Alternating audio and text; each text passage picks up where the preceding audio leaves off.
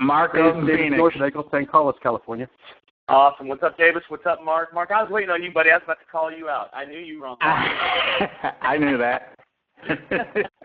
All right. So again, let's go ahead and get this thing started. First and foremost, I want to thank everybody for being on time. It's great to know that folks are taking this serious. And what I'm going to do is I'm going to value your time by giving you some really quality information tonight. I'm going to do it in such a way, though, that we're going to do it fast. We're going to do it concise. But we're going to do it thoroughly, and I'm going to make sure that you get what you need before you get off here, and then we're going to keep it where it should be. So tonight's topic, and this is what I promised you guys, was that we were going to talk about the 5 main reasons why people don't get the results they want in our industry. What are the 5 things that folks are doing or not doing that are costing them the results that they would really prefer to have inside of the business that we're in? And then what can you do about that, right? What can we as individuals do to avoid those pitfalls, to put ourselves on a different direction, on a different pathway, so that we can get the results that we want, right?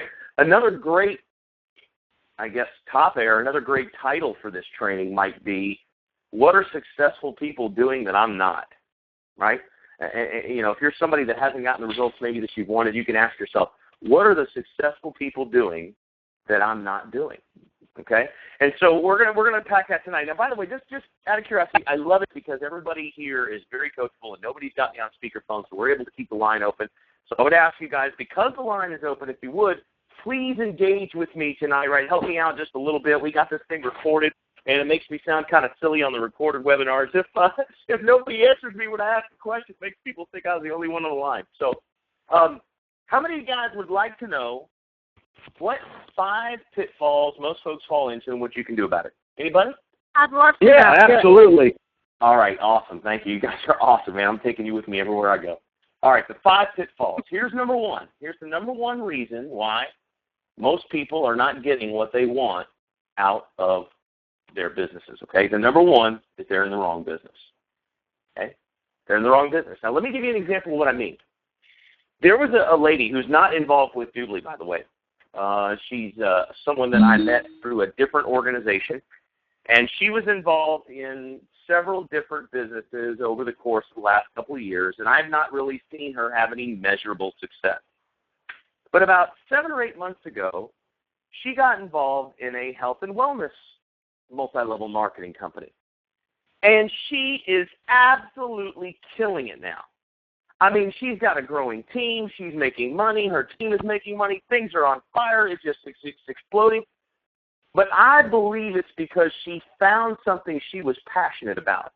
In other words, she got fired up about what whatever it is they're selling was doing for her personally, and she got a fire in her belly about it. And so because of that, she's experiencing a deal of success that she never had before. She was in the wrong opportunities before, and she's in the right one for her now, right? Now, a comparison to that would be me personally. I have zero interest, as an example, in the financial services business, okay? Some folks have had great success in financial services. They've made a lot of money and done really well. To me, when somebody starts talking to me about selling equities and you know, life insurance policy, man, my eyes glaze over, drool starts running out the side of my mouth. I have zero interest. So if I was in the financial services business, for example, I would be failing miserably because I have no interest there. That would be the wrong business for me. So what happens is I think sometimes folks make decisions based on either pressure or they make emotional decisions in the moment, and they don't realize that they're in the wrong vehicle. Like, Chris Kane, one of my best buddies down in Texas, I knew that he was excited about this and that he had the right vehicle because when I first began showing him Doobly as an example, right, he got so excited. Every time he'd look up a new store, he was fired up about it. He was calling me up and telling me about it. Oh, my gosh, I found this. Oh, my gosh, I found that. You know, and then with the Doobly debit card, you know, he's like, man, you can pull that thing out and you can use it to pay for dinner. I mean, that's just unbelievable. I can hear the excitement in his voice. It's that kind of fire, that kind of excitement, enthusiasm. That's the reason why you're going to succeed in a business. Okay? So the first pitfall is that people are just in the wrong deal, right? They're just in the wrong deal. Now, another example of being in the wrong deal might be that folks are in a compensation plan or with a company whose compensation is just such that they're not rewarded for their efforts. You know, that was I have myself a personal example of that. I was with one company for a very, very long time, and I had a fire for that company. I had a passion for that company. It was the right idea for me at the time. But the problem was I felt as though the compensation plan was designed such that I was having a really difficult time helping other people make money. I was able to make money on occasion, not as much as I would have liked, but I was able to make some money. But I found it very, very, very difficult to help a new person make any reasonable money, so folks just didn't stick around very long. So that's another example of the wrong vehicle. That was the wrong vehicle for me. It was the wrong business for me. I didn't know that. I stayed in that company for 9 years before I figured it out. Okay? So the number one, or not the number one, but just one of 5, these are in no particular order, one of 5 reasons why folks don't get the results that they want inside of the business that they're in or the industry we're in is they're in the wrong business. Here's the second one, and maybe I should have put this at the top of the list because this might be the most important one, and that is that they never even start. One of the primary reasons why folks don't get the results in our industry that they want is they never truly begin. They spend their time preparing to get ready, to think about how they're going to prepare themselves, think about what they're going to do to get ready to start thinking about how they're going to prepare to do this. But they never get around to doing it. This making sense to everybody? I can't begin to tell you how many folks that I have worked with in our industry who are excited. They have goals and ambitions. They have a why. They have a reason. They have all of these things. And they'll come to the trainings. They'll get on the calls. They'll make the list. They'll go out and buy the office supplies that they need and get a new printer because they need that. And they'll get all the stuff, man. But they won't do the actions that bear results, or at least not consistently. Maybe they do for a brief period, a week, 2 weeks. But they'll find themselves back in the preparing to get ready to think about starting to prepare themselves. You guys with me? Like they'll set up their office and get it all perfect and get everything all set up, and they got the most advanced, inter-office communication system, and they upgraded their cell phone plan to unlimited minutes, and they got the, brand new printer there, and all of it's got dust on it. Right? Because they're not using it to work the business, okay? So one of the reasons why is they never even start. They never even truly begin. And then here's the third thing, or a third thing. A third reason why folks don't get to where they want to go inside our business is because they quit too soon. Okay? They quit too soon. Now, I am not suggesting that you have to get involved in a company and that you've got to put your nose to the grindstone and go at it for 10 years like I did before you figure out whether or not it's the right opportunity for you or whether or not you're going to get to where you want to go. But I am telling you this, anything less than 2 years is naive. Anything less than 2 years is naive. After 2 years, I think it's reasonable that someone could make an assessment of whether or not they're in the right company for themselves, doing the right things, taking the right actions. And sometimes, it's not even that, you're in the wrong company. It's just maybe it takes you 2 years to figure out that you're just not going to do it, that you're just not going to take the actions that are necessary. And that's okay, right? And that's all right. But I think you've got to give yourself at least 2 years. And I think what happens to some folks is they become involved. Actually, I know this has happened to folks. This is one of the 5 reasons why folks don't get to where they want to go.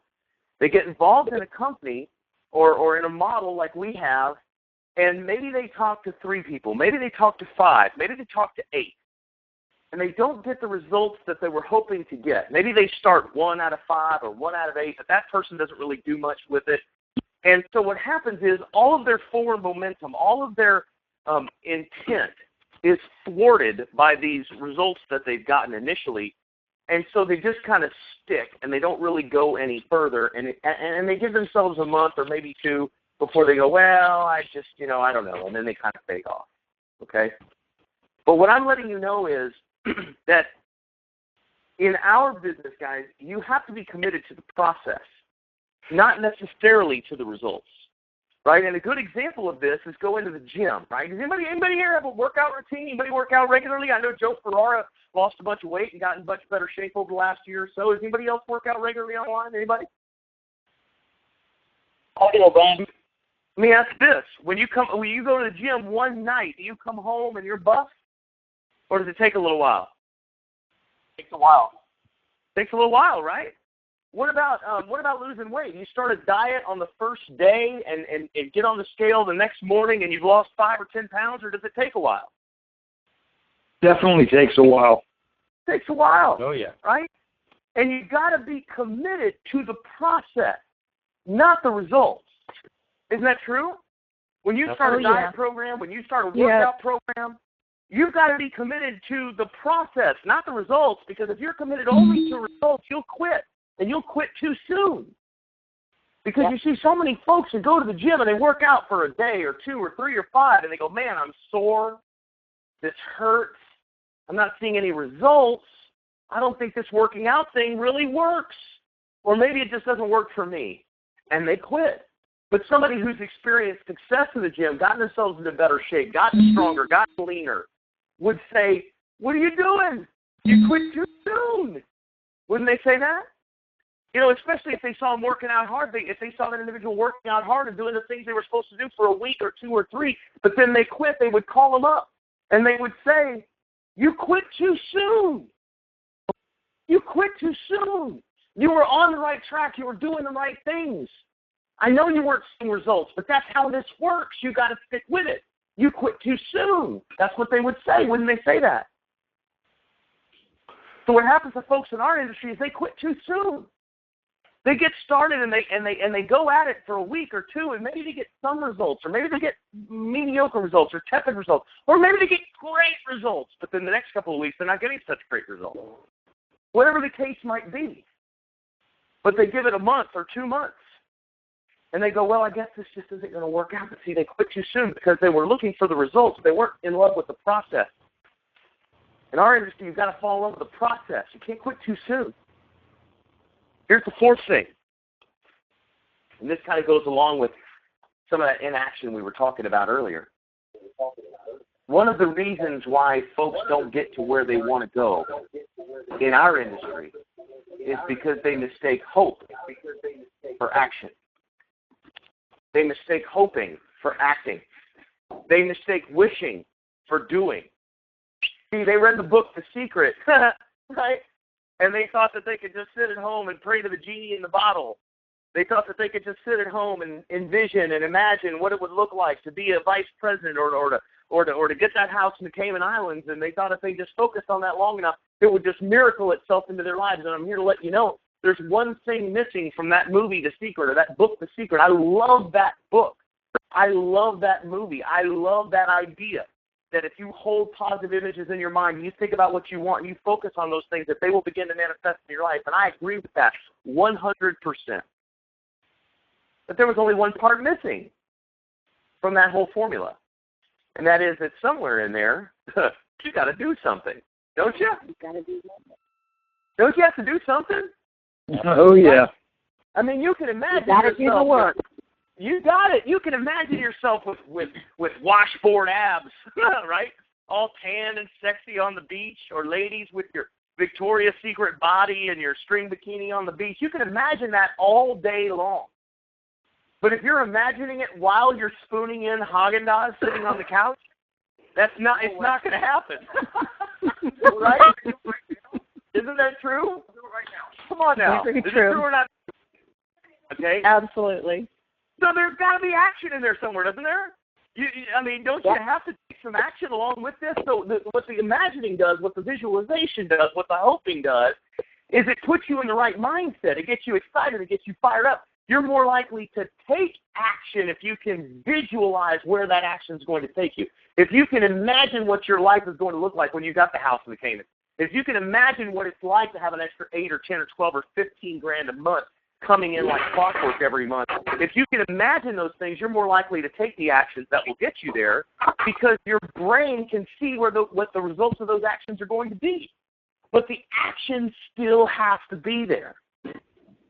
See, the action still has to. Some folks think they just show up to training, they get on the webinars on the weekends, and they sit at home and envision and imagine long enough, it'll miracle itself. Guys, no. There's a formula for success and has to include action. Anything less is delusional. It's delusional. So one of the reasons why folks don't get to where they want to go is because they mistake hope for action. And here's the fifth one, okay? A lot of times the reason why folks don't get to where they want to go in our industry is because they have an image problem. Now, I get some pushback on this one from time to time, but I'm going to let you know that I'm going to stand behind it. You don't have to agree with me, but I'm letting you know I'm right. Okay. One of the reasons why folks don't get to where they want to go is because they've got an image problem. Listen, I stopped worrying a long time ago about what people thought about me when I figured out that their opinions wouldn't pay my mortgage. Did you get that? I stopped worrying a long time ago about what people thought about me when I realized that their opinions would not pay my mortgage. That's good, Brian. Right? And some folks get concerned about, well, what are my friends going to say if they think I'm involved in a business like this? Right? Well, what are they going to say if they see your house get foreclosed on, or they see your wife working 2 jobs, or what? Come on. We don't think about those kinds of things. Guys, look, you do what you need to do to take care of your family, and let your results speak for themselves. I got news for you. I've been in this industry for 20 years. I don't get ridiculed for being involved in this industry. Because I have a lifestyle that shows it's working for me. But that hasn't always been the case, right? I mean, we all start at zero. Don't we all start at zero? Yep. Right? So that hasn't always been the case. But I'm going to let you know something. There is a process through which all new ideas, new concepts, new companies, or new movements will go through. I hope you guys are writing this down. I'm going to give it to you. It's a formula. It's a process. And all new companies, new ideas, new movements, new practices, everything new goes through this process right here. And the first stage of this process is ridicule. And the second stage of this process is violent opposition. And the third stage in this process is acceptance and self-evidence.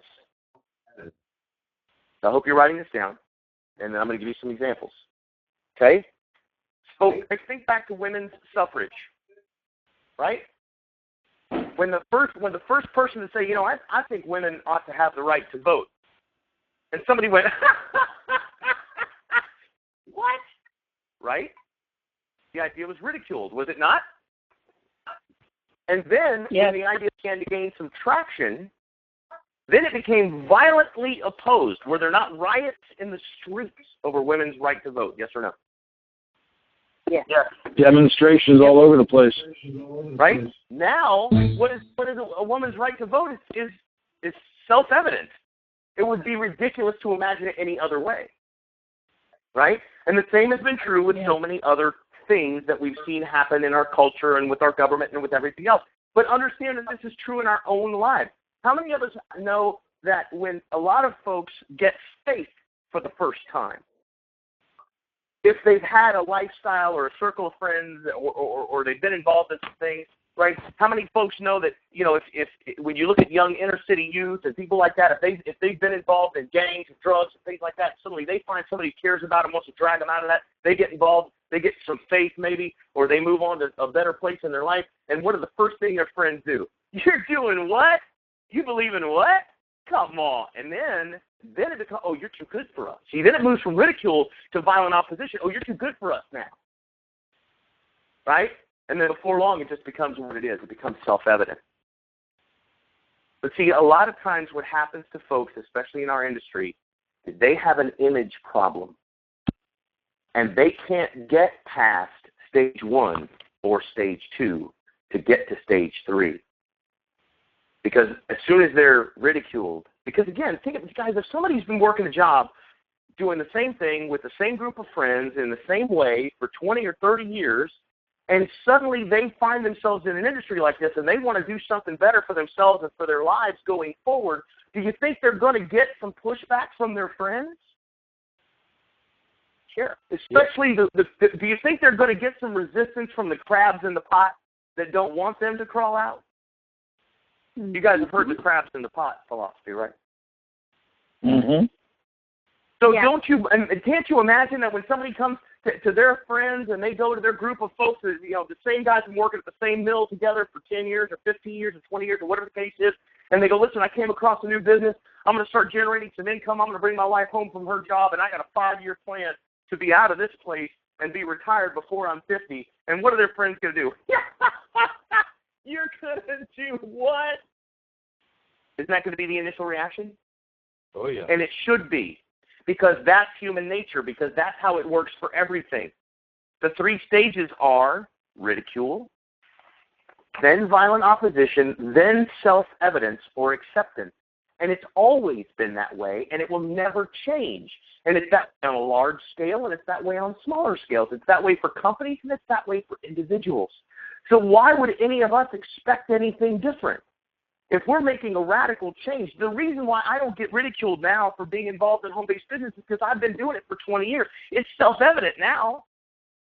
But I had to go through those first 2 stages. You see, with some folks, not with everybody, you're going to have some people in your life that will love you and support you no matter what you're doing. And they'll support you, right from the get-go.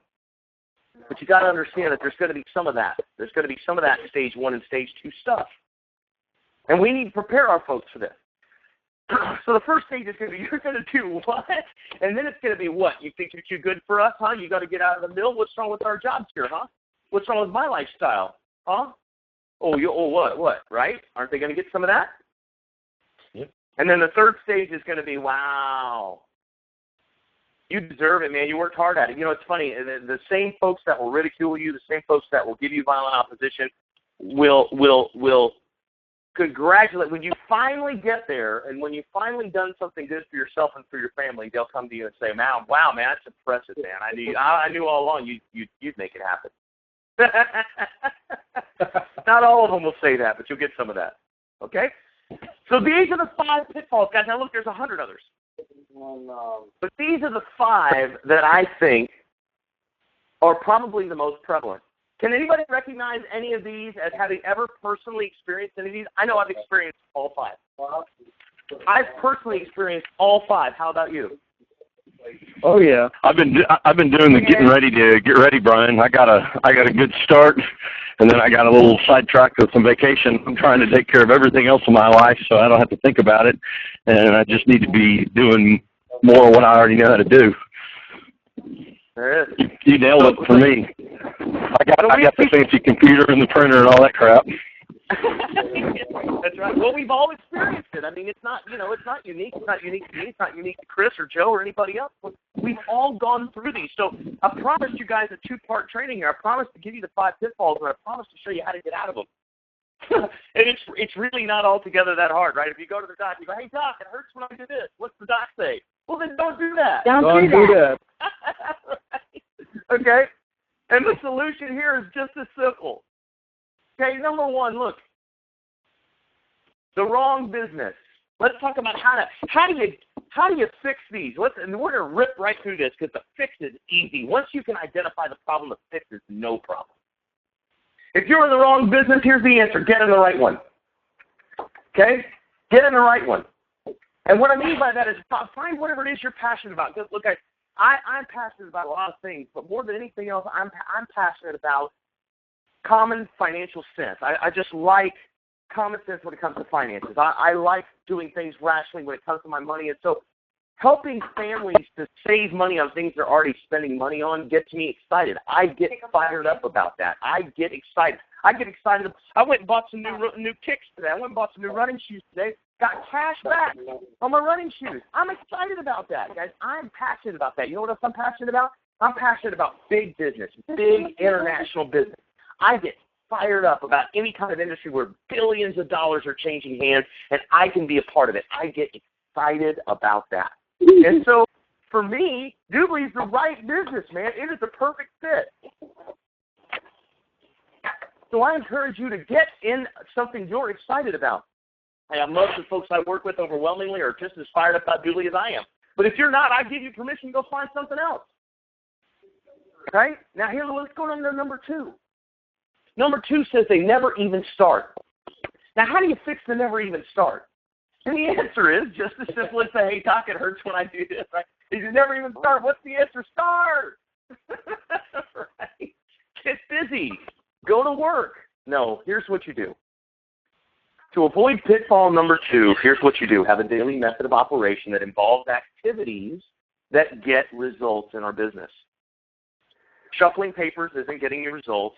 Making, revising your list and reorganizing your list isn't going to get you results.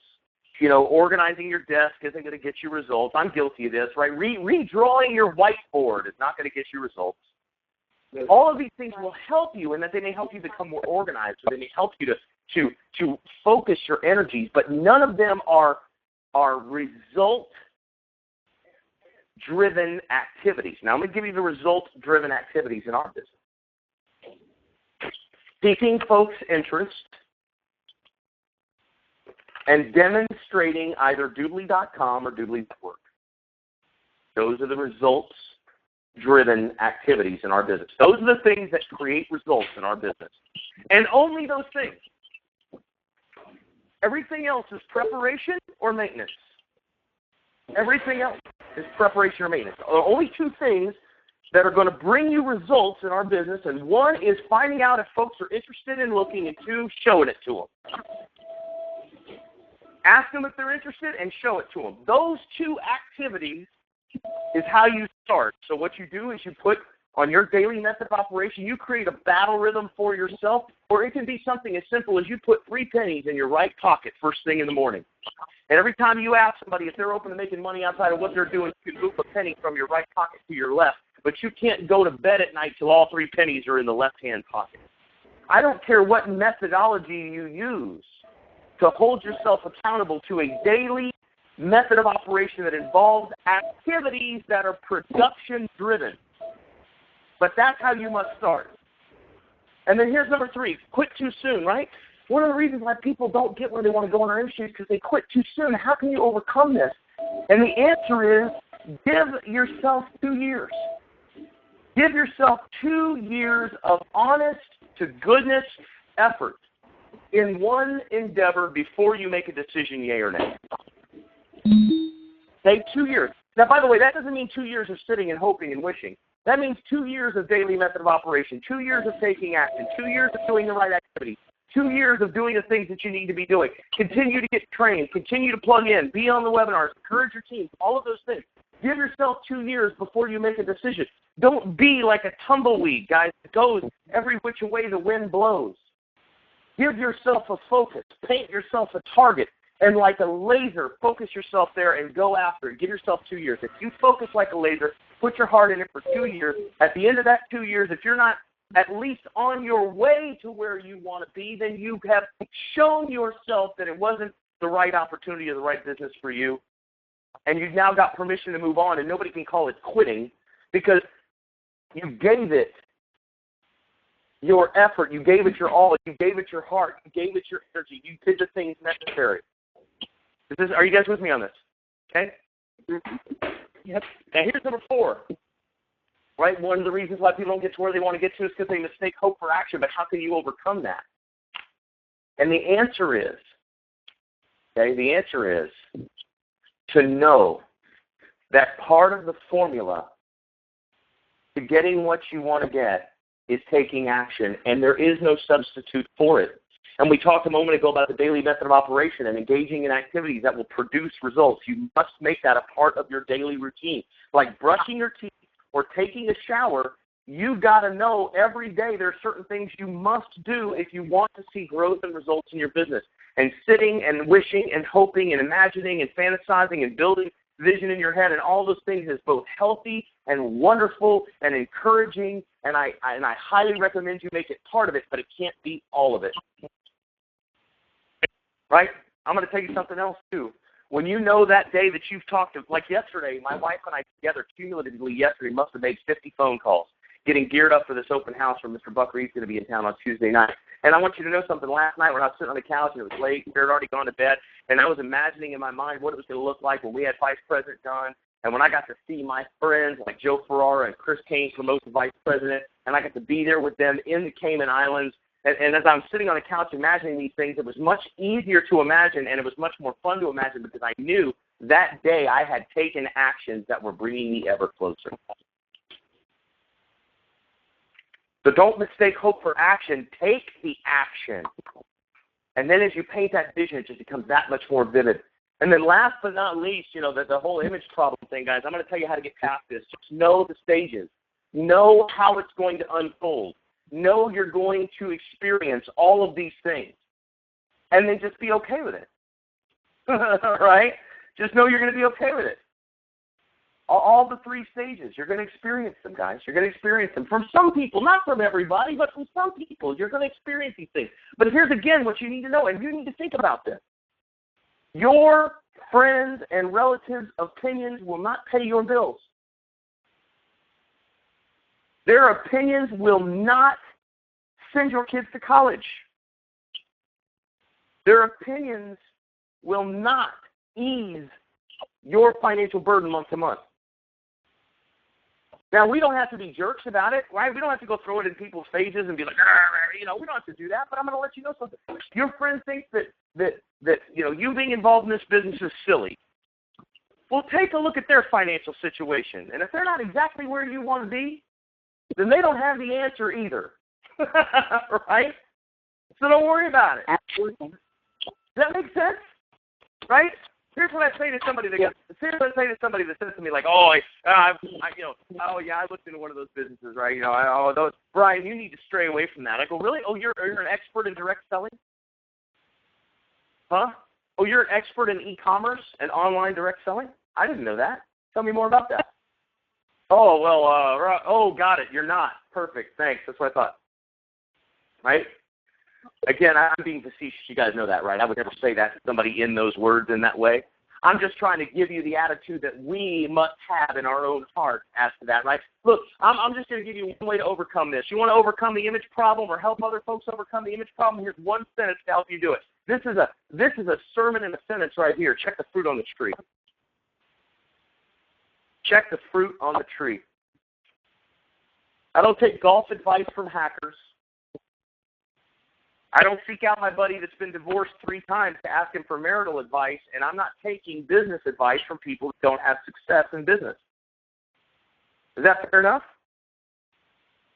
Mm-hmm. Right? Oh, yeah. Yep.